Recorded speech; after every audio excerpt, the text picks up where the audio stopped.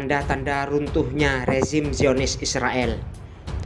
Bertepatan dengan kekejaman rezim Zionis Israel di Yerusalem, Palestina, diskriminasi rasial ekstremis Yahudi terhadap orang Arab Palestina di wilayah pendudukan Israel telah mengkonfirmasi adanya praktik apartheid.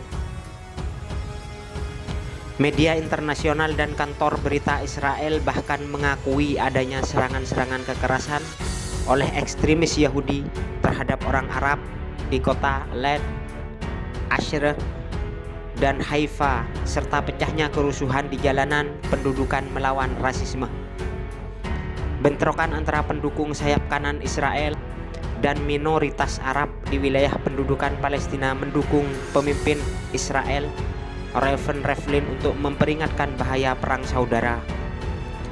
Menurut polisi Israel, selain insiden kekerasan di beberapa kota di Led, Asher, dan Haifa, insiden rasis juga terjadi di dekat Tel Aviv. Dalam gambar yang disiarkan di salah satu saluran televisi resmi Israel, sekelompok pendukung sayap kanan menyerang seorang pria Arab. Dalam gambar ini, puluhan pendukung sayap kanan Yahudi memaksa pria itu keluar dari mobil dan memukulinya hingga pingsan.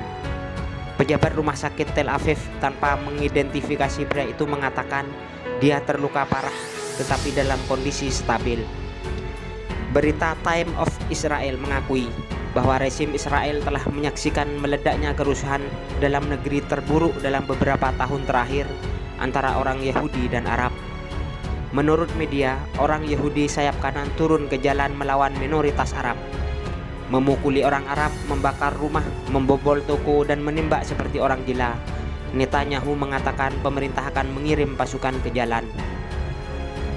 Pemandangan paling menakutkan dari ketidakpercayaan sayap kanan Yahudi kepada pemimpin Israel adalah video di mana ratusan ekstremis Yahudi di daerah Bethlehem menghancurkan properti Arab dan menyerang seorang pengemudi Arab di dalam mobilnya. Mereka menarik supir itu keluar dan memukulinya dengan brutal. Akibat kekerasan tersebut, orang-orang Arab bereaksi. Sinagog dan toko-toko Yahudi dibakar dan seorang Arab ditembak mati. Menurut laporan media, lebih dari 400 orang telah ditangkap sejauh ini dan keadaan darurat telah diumumkan di kota Led, tempat tinggal orang Arab dan Yahudi.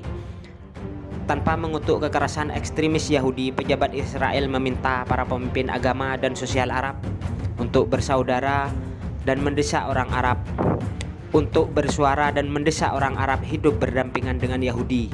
Tentu saja Israel mengakui standar hidup orang Arab yang tinggal di wilayah pendudukan belum mencapai tingkat orang Yahudi. Minoritas orang Arab Israel secara ras dan budaya adalah Palestina dan merupakan warga negara Israel. Rezim pendudukan di Yerusalem memiliki popularitas sekitar 9 juta, di mana sekitar 1/5 hampir 2 juta adalah keturunan Arab. Faktanya, mereka adalah orang Palestina yang tidak meninggalkan wilayah pendudukan setelah terbentuknya rezim Israel palsu dan tahun 1948 dan menjadi warga negara rezim tersebut. Populasi ini menyebut dirinya orang Israel Palestina atau hanya orang Palestina.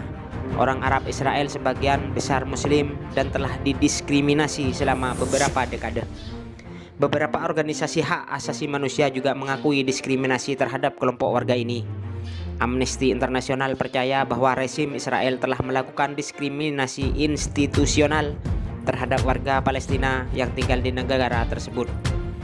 Menurut laporan yang dirilis Human Rights Watch pada April 2021, otoritas Israel telah melakukan apartheid terhadap warga Palestina di dalam Israel. Tindakan Israel di wilayah pendudukan di tepi barat dan Gaza merupakan contoh kejahatan terhadap kemanusiaan. Warga Arab Israel mengatakan pemerintah terlibat dalam perampasan tanah mereka dan menuduh pemerintah berulang kali mendiskriminasi mereka dalam mengalokasikan dana negara. Di antara diskriminasi tersebut, Undang-Undang Kewarganegaraan memberi ruang orang Yahudi hak untuk mendapatkan kewarganegaraan dan paspor, tetapi orang-orang Palestina yang telah berimigrasi atau dideportasi tidak memiliki hak ini jika mereka kembali.